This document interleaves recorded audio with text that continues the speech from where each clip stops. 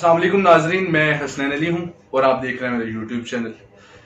कुछ घंटे पहले ही ये खबर सुनने को मिली है और देखने को मिली कि हमजा शहबाज साहब का जो तरीके इंतखाब था वजीर आला के ओहदे के लिए, उस तरीके इंतखाब को और वजारत आला के ओहदे को कलअदम करार दे दिया है लाहौर हाई कोर्ट ने।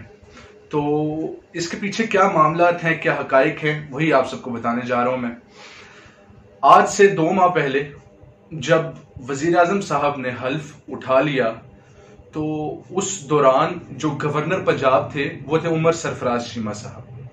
वो जो है उनका मसला, उनका मानना ये था कि वजारत आला के लिए हमजा शहबाज साहब का हल्फ लेना मेरे लिए एक गैर आईनी अमल है, जिसकी वजह से उनको काफी ज्यादा तनकीद का सामना भी करना पड़ा और आखिरकार उनको एक साजिश के तहत हटा दिया गया ओहदे से। तो वो काफी ज्यादा रुकावट बने रहे वजारत आला के ओहदे के दरमियान में। तो असल में उनका जो मानना था, उनका जो दावा था वो बिल्कुल ठीक था कि वजीर आला पंजाब का जैसे इंतखाब किया गया है एक गैर आईनी अमल से, वो जैसा कि आप सबको पता है कि पंजाब असम्बली में क्या हालात, मसाइल, मामलात आपको देखने को मिले थे कि क्या क्या उधर उस असम्बली को जो है वो मछली बाजार बना दिया गया। और फिर जैसे वजीर आला का इंतखाब किया गया, वो इंतहाई एक गैर आईनी अमल था जिस पर उमर सरफराज चीमा साहब, जो उनका दावा था, मानना था कि मैं इनका हल्फ नहीं लूंगा क्योंकि ये एक गैर आईनी अमल से वजारत आला के ओहदे पर फायज हुए हैं। अब जनाब क्या हुआ, उसके 15 से 20 दिन बाद जब उमर सरफराज चीमा साहब को हटा दिया गया, नया गवर्नर पंजाब लाया गया और उन्होंने जो है वजारत आला पंजाब हमजा शहबाज साहब का हल्फ लिया। तो उस दौरान क्या हुआ कि 1.5 माह गुजर चुका था कि कबीना का हल्फ नहीं लिया जा रहा था। तो जनाब मैं आप सबको बताऊं कि 20 दिन बाद इलेक्शन कमीशन ने जो पीटीआई के मुनहरिफ अरकान थे उनको नाअहल करार दे दिया, क्योंकि उन्होंने ऐन उस वक्त पर अपनी वफादारियां तब्दील की जब एक जमात को उस वक्त उनकी शदीद जरूरत थी। 63A की डेफिनेशन में, तशरीह में, जो कि सुप्रीम कोर्ट को आइन के मुताबिक हक है, उसका जो तशरीह की गई उसके मुताबिक ये तशरीह की गई कि आप जो हैं ये जो ऐन उस वक्त पर अपनी वफादारियां तब्दील कर लेते हैं तहरीक अदम एतमाद के मौका पर, उनको नाअहल करार दे दिया जाए। तो इलेक्शन कमीशन ने उनके फैसले से मदद चाहिए और अगले दिन ही ये फैसला सुनाया कि पीटीआई के जितने भी मुनहरिफ अरकान हैं, 20 से 25 अरकान थे, उनको नाअहल करार दे दिया गया। तो जब ये फैसला आया तो मेरा ख्याल था कि जो वजीर आला पंजाब हैं वो ऑटोमेटिकली अपने ओहदे से हट जाएंगे और एक आईनी, अगर वो जमहूरियत कायम करना चाहते हैं मुल्क में या सूबे में, तो उनका वजीर आला का जो ओहदा है वो उसी वक्त उस ओहदे से हट जाएंगे। मेरा मानना ये था, पर उनकी कानूनी टीम ने उनको क्या मशवरा दिया कि आप ओहदे पर फायज रहें और अपनी जिम्मेदारियां जो है वो अंजाम देते रहें।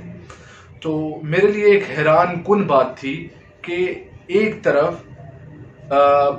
20 से 25 अरकान को नाअहल करार दे दिया गया है, ऑटोमेटिकली वजीर आला हमजा शहबाज साहब जो है वो अपनी अक्सरियत खो बैठे हैं पंजाब असम्बली में, और ये फिर क्यों अब तक जो है अपना ओहदे पर फायज हैं। तो ये एक गैर आईनी अमल जारी था, आज तक जारी था, और गैर जमहूरी अमल मैं इसको कहूंगा। जमहूरियत के ऐन खिलाफ अमल जो है ये पूरी की पूरी पीएमएलएन ने उठाया था। तो आज क्या हुआ कि पिटीशन दायर की गई लाहौर हाई कोर्ट में और चीफ जस्टिस साहब ने जो है 5 जजों पर मुश्तमिल एक बेंच तश्कील दिया। उसके बाद क्या हुआ कि 4-1 के फैसले से वजीर आला हमजा शहबाज साहब को नाअहल करार दे दिया गया है। अब 4-1 का फैसला ये है कि 4 जजों का मानना है कि जो तरीके इंतखाब था वजीर आला पंजाब साहब का वो इंतहाई गैर आईनी था। उसके बाद क्योंकि इलेक्शन कमीशन ने जो मुनहरिफ अरकान हैं उनको नाअहल करार दे दिया है, तो आप किस तरह जो है वो अपने ओहदे पर फाइज रह सकते हैं। एक जज ने इख्तलाफ किया, मेरा तो ख्याल था कि 5 के 5 जज जो हैं वो इस हक में फैसला जारी करते कि ये कलअदम इनको करार दिया जाए इस ओहदे को और ये जो जिम्मेदारियां अंजाम दे रहे हैं।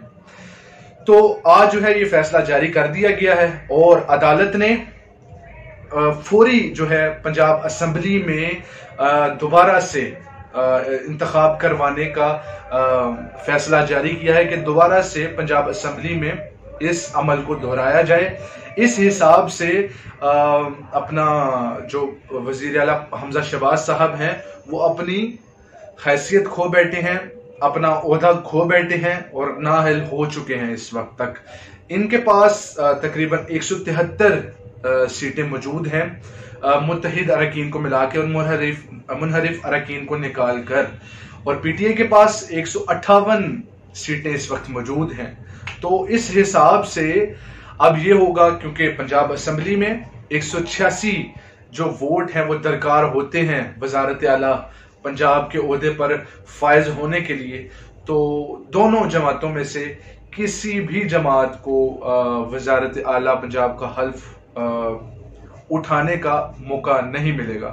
तो ये मेरा नहीं ख्याल, मैं इस पर यही कहूंगा कि ठीक है, इस वक्त जो है लाहौर हाई कोर्ट ने यह फैसला जारी कर दिया है कि ये कलअदम करार दिया जाए इस तरीके इंतखाब को और ये जो हल्फ बर्दारी हुई इसको और इस ओहदे को। लेकिन इसके पीछे क्या साजिश थी, इसके पीछे क्या गेम थी?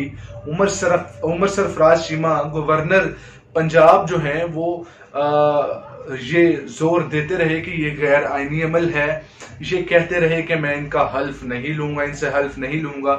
तो ये क्या एक ऐसा अमल था जिसको गवर्नर पंजाब को हटाकर इस अमल को अपनाया गया?